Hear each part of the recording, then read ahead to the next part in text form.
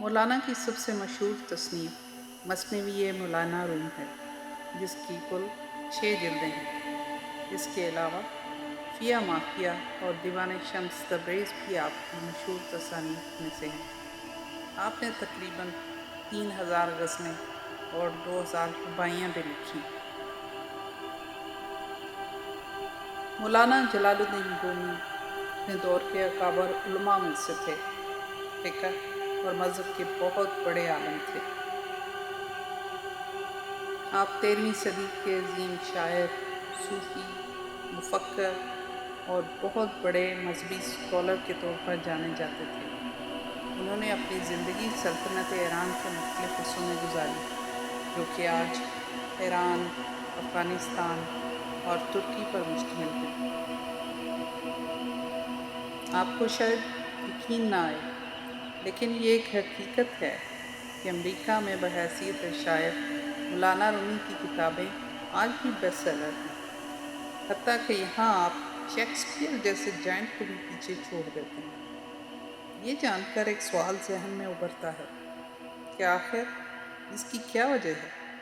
جب ہم مولانا رومی کی شاعری پر غور اور تحقیق کرتے ہیں تو اس کی کچھ بنیادی وجوہات ضرور سامنے آتی ہیں۔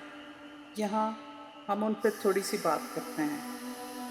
نمبر 1، مولانا اپنی شاعری میں عام فہم انداز میں سب کو مخاطب کرتے ہیں۔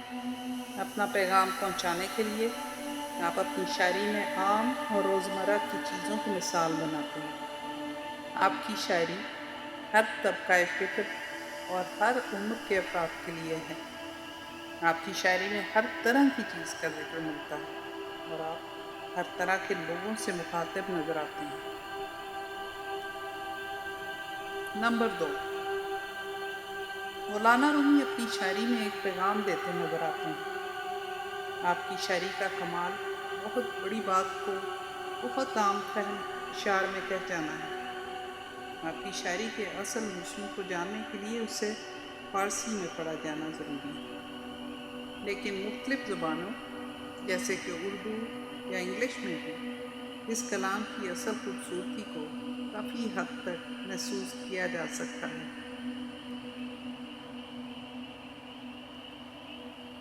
مولانا کہتے ہیں، "You are so precious than both heavens and earth. You know not your own worth.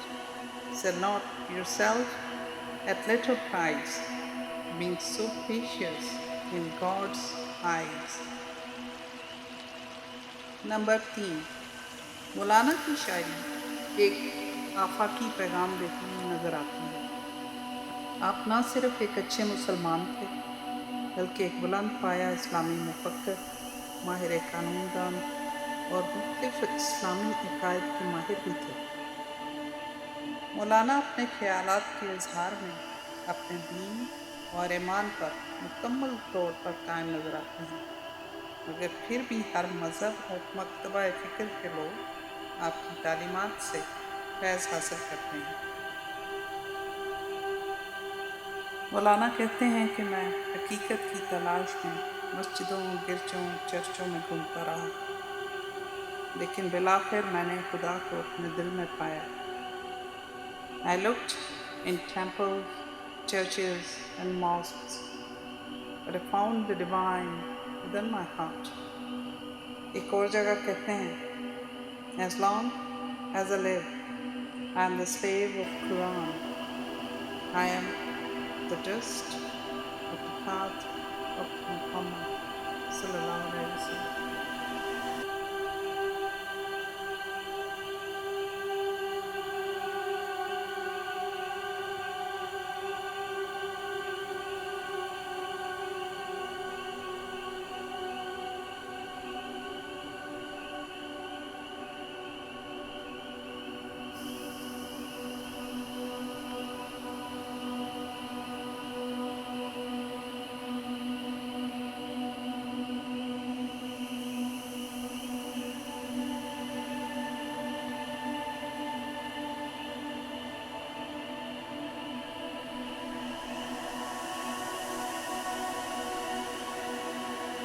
Number 4، مولانا اپنی شاعری میں اچھائی اور نیکی کا پیغام رکھیں۔ ایک جگہ کہتے ہیں خاموشی سمندر ہے اور گفتگو نہر کی طرح ہے۔ تجھے سمندر تلاش کر رہا ہے اور تو نہر کی تلاش نہ کر۔ ایک اور جگہ کہتے ہیں اگر تو بیکار پتھر ہے تو کسی صاحب علم کے پاس بیٹھ، گوہر بن جائے گا۔ نمبر 5، مولانا اپنی ذات کی اندرونی تبدیلی کا درس دیتے ہیں، اور یہی بنیادی نکتہ ہمیں ان کی ساری شاعری میں نظر آتا ہے۔ روحانی سفر کی منازل طے کرنے والے، چاہے ان کا تعلق کسی بھی مذہب سے ہو، آپ کی شاعری اور تعلیمات سے فیض پاتے نظر آتے ہیں۔ Yesterday I was clever and I wanted to change the world. Today I am wise and I want to change myself. مولانا کہتے ہیں ہستی کا آئینہ فنا اختیار کر تاکہ تو ہستی کو دیکھے۔ مولانا کہتے ہیں اے انسان، ہر راز کسی نہ کسی وقت ظاہر ہو کر رہتا ہے، اس لیے بدی کا بیج نہ بو کیونکہ وہ ضرور اگے گا۔ ایک اور جگہ فرماتے ہیں ہر فرد کسی خاص مقصد کے لیے پیدا ہوتا ہے اور اس مقصد کے حصول کی خواہش پہلے ہی اس کے دل میں رکھ دی جاتی ہے۔